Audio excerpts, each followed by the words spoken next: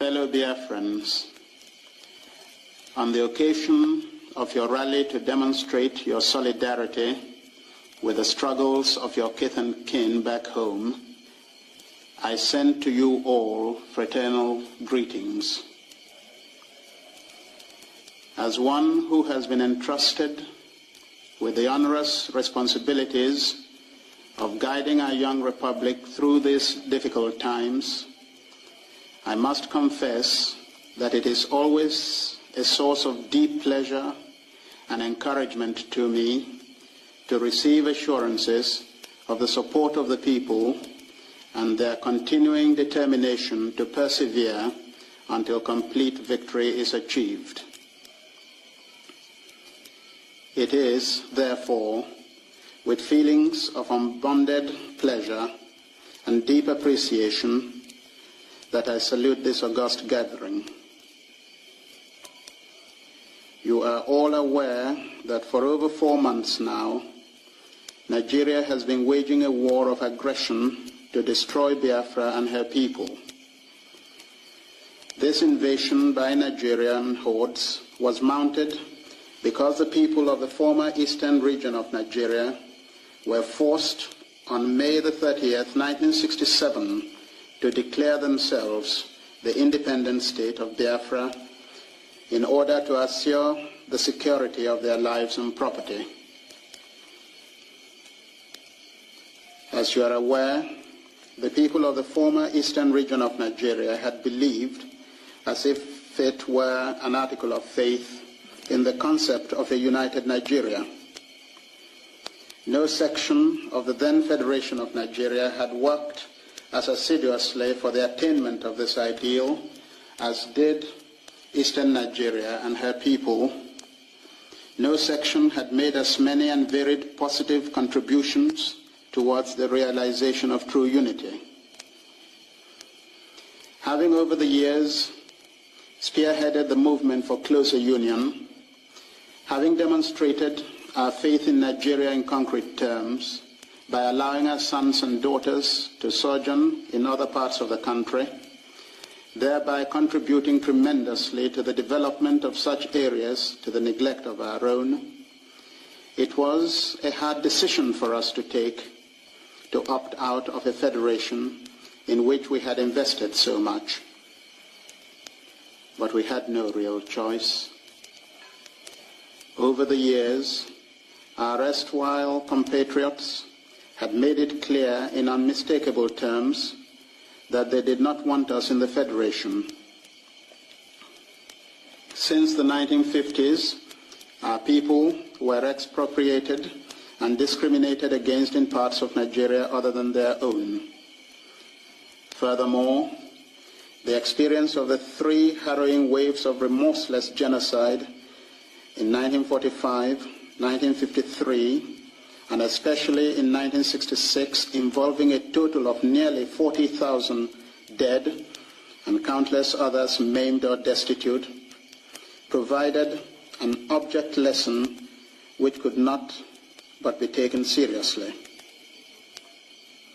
Self-preservation is probably the strongest human instinct, and it is this that has compelled the harassed and persecuted people of eastern Nigeria to seek refuge in their own home and amongst their kindred. As a proverb of one of our Biafran languages has it, a man who is rejected by others cannot reject himself.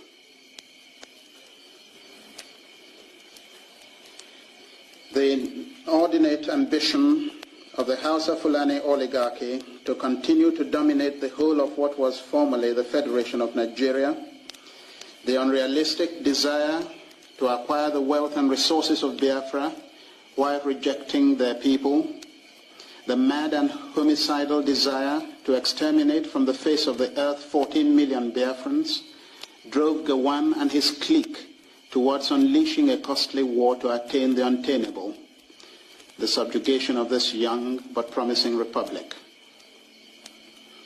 Even with the vast resources of the former Federation of Nigeria with which to prosecute the war, even with the active collaboration of those international opportunists, Britain and the Soviet Union, an unholy alliance of vested interests, even with the attempt to subvert our government by suborning some of our highly placed military and civilian personnel, an attempt which was foiled at the nick of time, Gawan has failed to make good his boast to crush Biafra.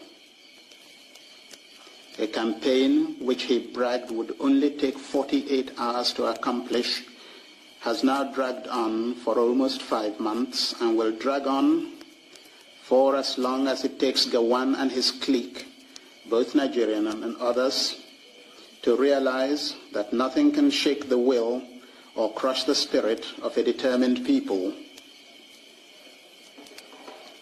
If Gawan's military campaign has achieved anything, it is only a confirmation of the fact that Biafrans have nothing to expect but destruction from the hands of their erstwhile Nigerian compatriots.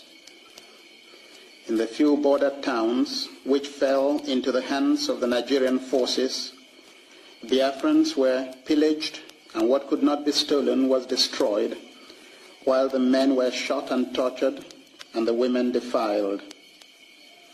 Even foreign correspondents have testified to the massive killings of people of Biafran origin and a particular ethnic grouping in the Republic of Benin when that young republic fell into the hands of the Nigerians as a result of treachery.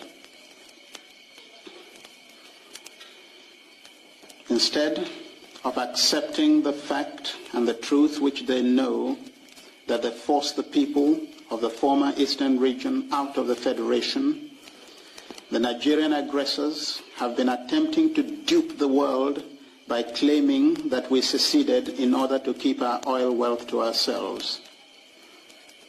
You all know that in spite of our oil and other resources, the former Eastern Nigerians were always the greatest advocates of unity. General Ironsi, himself an Easterner, was murdered by the northern Nigerians because of his determination to unify the country. For a people who have made such great sacrifices and abandoned their most valuable investments in Nigeria in quest for safety, this is the unkindest thing to say. No, it is the Nigerian leaders themselves who are in fact guilty of what they accuse us of and have shown beyond doubt that they are only interested in having our resources and not our people. Our detractors have also attempted to confuse African and indeed world opinion by propagating the despicable falsehood that our independence will be a precedent for separation in other African states. They have not bothered to ask themselves, for instance, what was the precedent for the alleged Biafran secession? The truth is that one secession does not necessarily lead to another. Throughout history, there has been a long list of empires that broke up into nations and federations which split into sovereign states. The Union of Great Britain and Ireland, the federations of Mali, Malaysia, West Indies, and Central Africa are recent examples of this. The disintegration occurred on account of unique local factors or to grave linguistic and religious differences. Biafra, however, remains a lesson to all countries of what could happen if they were to unleash a pogrom against a section of their own community. Amongst other spurious arguments trumped up by the Lagos clique is another that Nigeria is a single, interdependent economic unit and that its disintegration would disrupt established market trends and leave the separate economies so much poorer. It is true that as between the regions of the former Nigerian Federation, the economic pattern was one of interdependence, but this is equally true of all world economies which are complementary. But this should not make us to try and force unworkable political units on an unwilling people merely to create a large market. It is enough for both states to enter into trade and technical agreements. With more efficient planning, these separate units could even be made economically more prosperous. This also disproves the argument that Nigeria would not be viable without Biafra. Perhaps Nigeria may be poorer for it, and it should have occurred to its leaders to be more tolerant of people who they now admit constituted their wealth.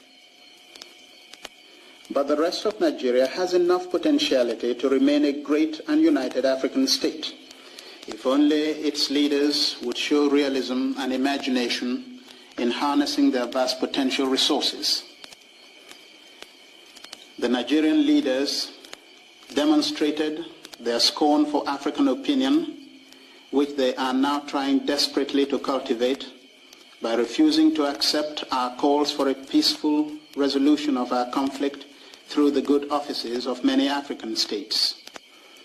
Even when they had reluctantly agreed to the Organization for African Unity's desire to mediate, they are taking steps to frustrate their efforts. Biafra is no longer asking for anyone's mediation, but is willing at all times, as in the past, to resolve its conflict with Lagos at the conference table. The Organization of African Unity has shown itself insensitive to our suffering and incapable of resolving the crisis.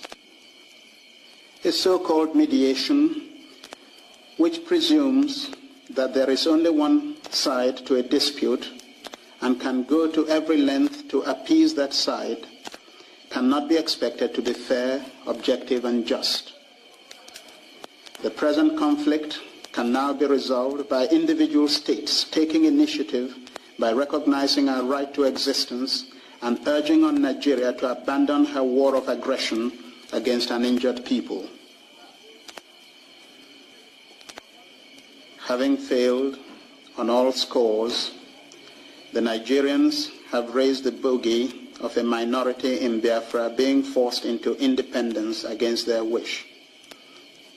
This again is far from the truth. Our people, irrespective of their ethnic grouping, have shown conclusively their commitment to and support of the territorial integrity and sovereignty of Biafra by their sacrifice in blood and contribution to the war effort. The decision to declare the sovereign and independent state of Biafra was a unanimous one made by the chiefs, leaders, and representatives of all communities in Biafra at the Consultative Assembly and Council of Chiefs and Elders.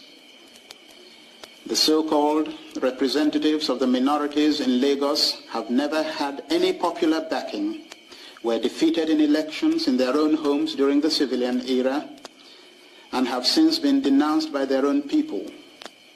Some of them, like Ekpa, are themselves guilty of intellectual dishonesty, since they were party or sponsors of the constitutional proposals creating the present provinces of the Republic of Biafra in order to allay minority fears.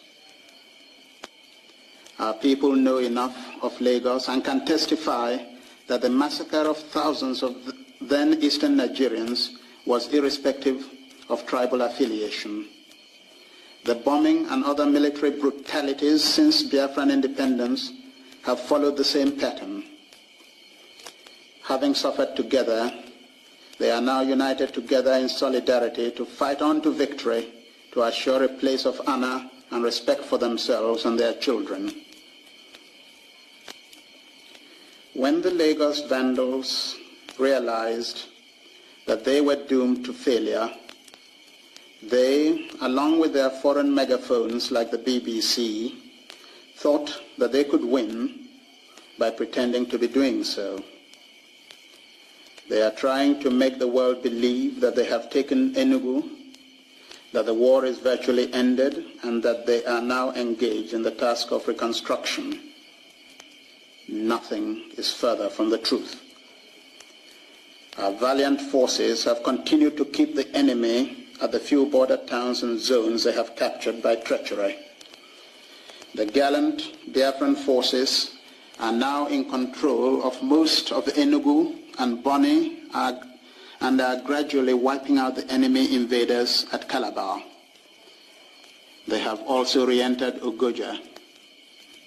The Nigerian troops will never forget the lesson of their Onitsha invasion, where thousands of their men were decimated.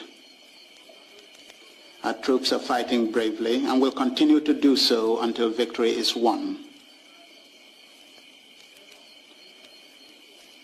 The Nigerians appear not to know that by unleashing a war of aggression, in addition to several past injuries, they have aroused a whole people against them. This is a people's war for freedom. Biafra has come to stay, and the fact of our independence is irreversible.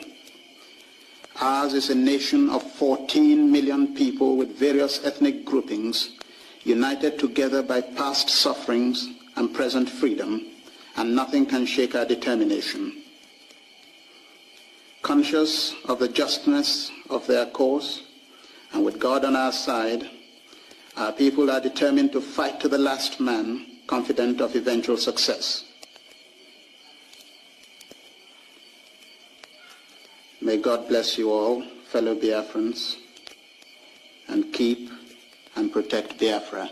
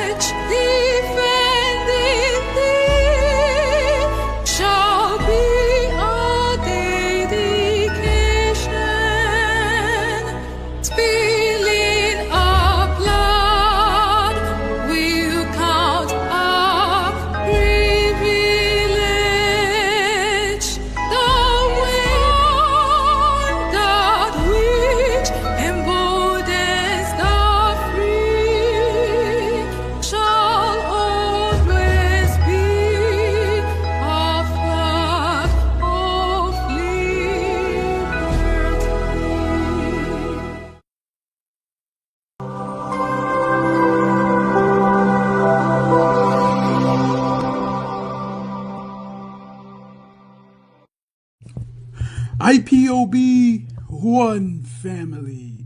Biafrans all over the world.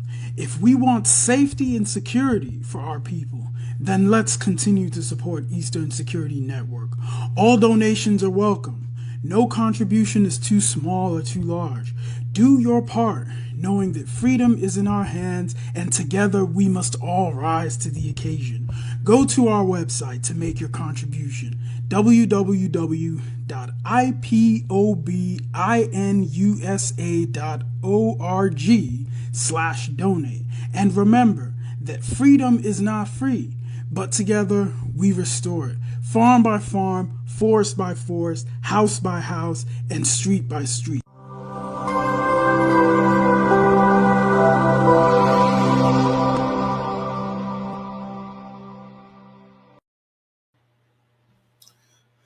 Good evening, good morning, good afternoon, my fellow Biafrans all over the world.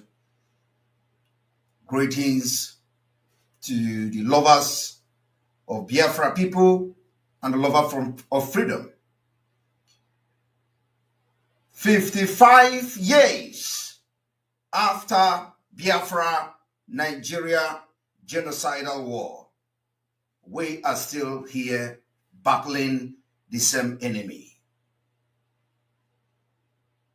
At no point in time has Nigeria experienced peace as a united Nigeria, a country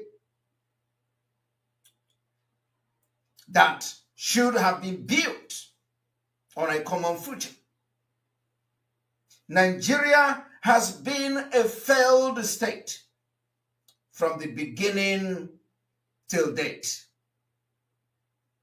It was not only a failed state from the beginning, but the attempt to continue to unite Nigeria has made always the brick wall. I want to inform Biafrans today that we are facing enemies. The attack on us has never been as it is today.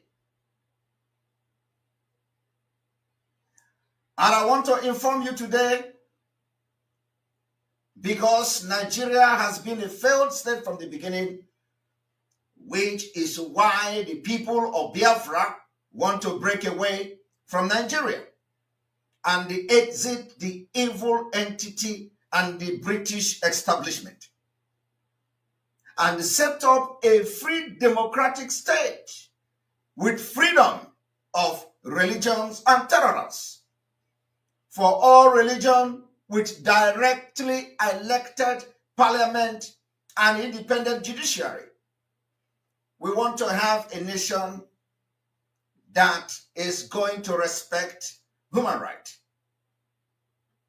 We want to have a nation that will have a multi-party system where human rights are respected and protected. We want to also to inform our international collaborators, both the current and those that are going to come in future, that the Biafra people will continue to make it very clear that the UN Human Rights Convention, the Convention on Rights of the Child, and the Agreement on International Laws will be among the first international treaties to be ratified by the Biafra Republic immediately Biafra gained independence. Unlike so many nations today, especially some of the Islamic nations, some of these nations have refused to ratify most of these human rights laws. I want to inform Biafrans today, when we talk about the election that is coming, a failed on arrival election that will never take place in Biafra territory. The legal framework for the conduct of the elections in Nigeria comprises of this fraudulent 1999 Constitution as amended, the Electoral Act of 2010 as amended, the Independent National Electoral Commission, INEC, as amended, the Act of 1998, the Nigeria Broadcasting Commission Act, the Cybercrime Act, and the guideline issued by the INEC, and of course, the new amended electoral laws. These are the laws that some of you who do not have any knowledge about Nigeria are, flying on social media today. But let me shock you, and let me inform the world and those that have piqued their interest on Biafra issue today, that the Constitution take the precedence in that any provision in any act or regulation that is contrary to its provisions is null, void of all effect. To the extent of such inconsistency, INEC, some of you today, the INEC is the main administrative and election management body that is mandated to supervise the conduct of election. Today, that same INEC has been overrun by the jihadist government and those who want to continue the Usman Donfodio conquest of the rest of Nigeria. They are in charge. That is not why I'm here today. I want to inform the world why the Biafra people are leaving Nigeria. I want to inform the international community today the reason, or some of the reason why we are exiting Nigeria. In Nigeria, political parties disburses finances for the conduct of their electoral campaign. They also accept donations from organizations and private individuals. The Electoral Act regulates campaign financing. Political parties are meant to make their expenditures and funds open to scrutiny by INEC. I am just telling you what you have as a law regulating electoral process in Nigeria. Who can then forward these details to the National Assembly? But as I'm talking to you today, none of this law has ever been enforced. Fulani hijacked, and while you have your laws, they do things differently. So I want to bring your attention in this State of the Nation address today to some of the compelling issues. That is the reason we can never allow election in Biafra land come to 2023. It is going to be an exit door for Biafra to emerge and be restored. The campaign, according to Nigeria law, which does not exist anyway in practice, according to Nigeria law, the campaign spending of a presidential and a governorship candidate are limited to 1 trillion. 1 trillion naira is what is, you can spend to become a president in Nigeria. 1 trillion. And that is about $2.45 billion to become a president in a country that many people are living below $1 per day. We can never, ever be part of a such country again from next year. I want to inform you also that to become a governor in Nigeria, you have to spend about 200 million, which is about $526 or $550,000. The infringement of these laws come with impunity. They infringe these laws with impunity. In Biafra, we are going to do things completely differently. The infringement of the spending limit attract a maximum fine of 1 million naira for the president or for the presidential aspirant, while you are infringing a law of over 1 trillion naira. If you are guilty, you will be subjected to pay 1 million naira as a fine. It is an incongruous law, the law that were never enforced for one day.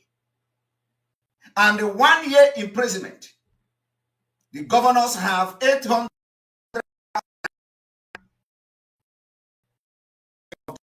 Nobody has been indicted or faced any loan in Nigeria, not in the history of Nigeria.